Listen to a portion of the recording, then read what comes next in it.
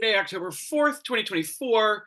And Liz Cheney and Kamala Harris are now campaigning together in spots. I guess they were in Wisconsin together, hitting up all the battleground states as they do. And apparently, Amy Alyssa Farrell Griffin is going to do a panel in Pennsylvania with some other Republican gals, including Liz Cheney. Um, I it's still unclear. She hasn't said she's going to vote for Kamala, which that's the one thing that you can do to make sure that Donald Trump doesn't get back into the White House.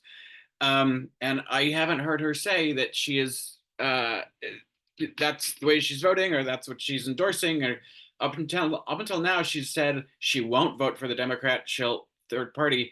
So it kind of behooves her to actually, if she's changed her mind, make that clear. I don't think people are required to say who they're voting for or endorse the candidate. But if you've gone so far as to say up until now you're not going to do something, it does behoove you to say, hey, my mind has been changed, because that shows growth.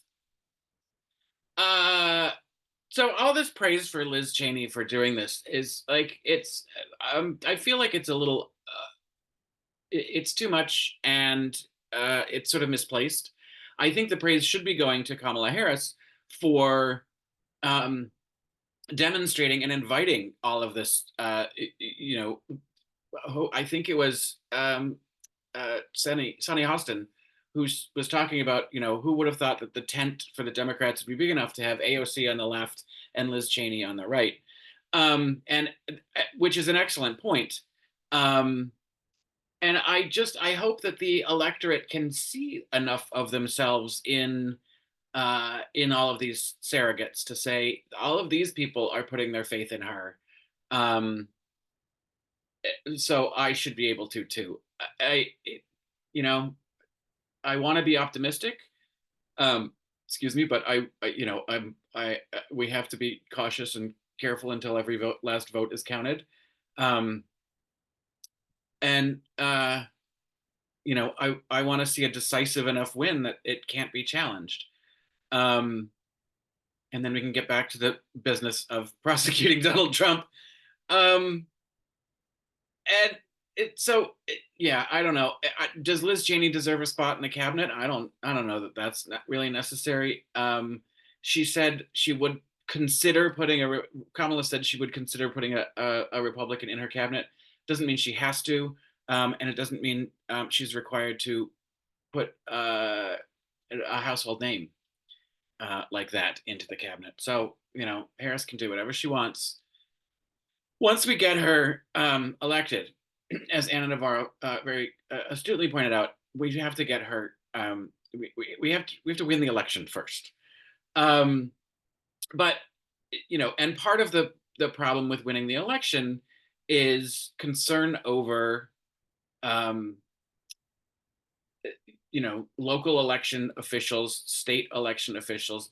I believe that Georgia just required that the electors certify the election, which they had to do some sort of legislative thing, or that maybe perhaps that they were trying to pass legislation that said that they didn't have to certify, and the governor vetoed it. I think that maybe that's how it went. But along that line, and this is I'm sorry, I'm surprised that the View didn't pick it up. There's a woman named Tina Peters in Colorado who was some sort of county clerk in charge of elections, and she, believing the big lie and MAGA-ing, gave access to the Dominion voting machines to Mike Lindell or someone on his team to look into voter fraud, which exposed voters' personal information, and is a crime. And she was just convicted on, I think, 10 counts, and sentenced to 9 years in jail for her plan in this. She was very vocal about all of this. She has been on TV a bazillion times. She, has been down to Mar-a-Lago. She's kissed the ring. Trump called her a warrior or a hero or something. But if you look at the footage of her when she was arrested and handcuffed, and she kicked a cop, and just screaming of privilege. Stop! You're hurting me. You're bruising me. You can't do this. Give me my car key. Give me my car key. Um, and it's like, probably one of the, probably from the Why Did They Resist gang, and there she is resisting and finding out. This is really a classic fuck around and find out case, and it should be getting as much attention as possible to remind people that there's a consequence if you want to fuck around with these elections. And if you can watch the videos of this trial, find them online. They're kind of hilarious. She After the guilty verdicts were read, and statements were made about, you know in favor of her having a harsh sentence, and she got to read something to the judge, and she talked about how she can't go to jail because she has to sleep on a magnetic mattress, um, and that won't be afforded to her in jail.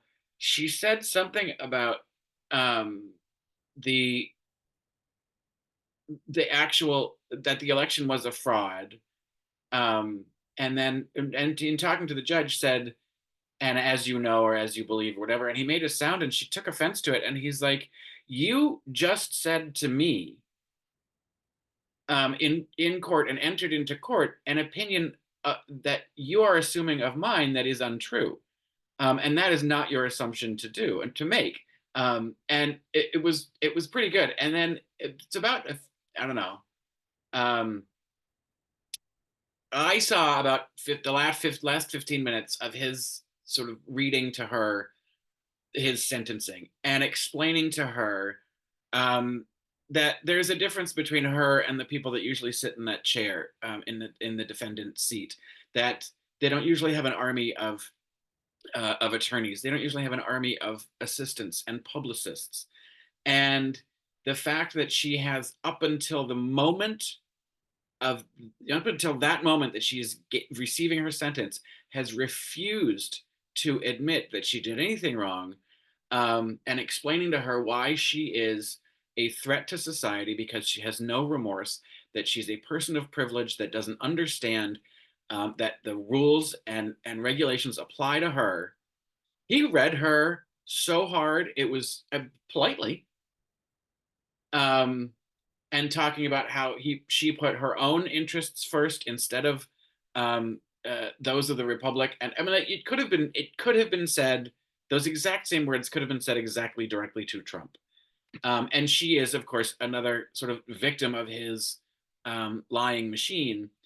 And then he sentenced her to, between all of the counts, about 9 years, because some of the counts that were similar, her sentences are concurrent, and then some are consecutive.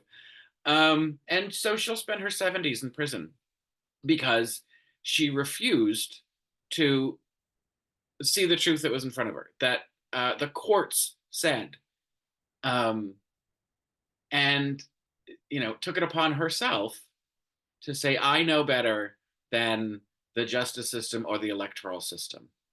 And I think that story of her fucking around and being indicted, found guilty by a jury of her peers, and sentenced to prison, is something that needs to be widely uh, known, because that is something that we cannot afford. I know that the GOP nominee has tried really hard for the last 8, 9, 10 years to sow mistrust in our electoral system, which has no reason to be mistrusted. It is tightly controlled, with a very rigorous system of checks and balances in it, to make sure that the votes that are are valid are counted. Um, and people need to know that that is a system that can be trusted. And the ones that are saying it can't be trusted the most are the ones that are going to fuck with it the most, and that's disturbing to me. But uh, yeah, so we've got we've got that in the whole election mishigas and anxiety inducing process to sort of work through. But I'm hoping that we get to see a November in which the win for Kamala Harris is decisive, the court cases are minimal, the transition of power can begin quickly. Donald Trump's sentencing for his felony counts includes some sort of confinement, and that the rest of his convictions and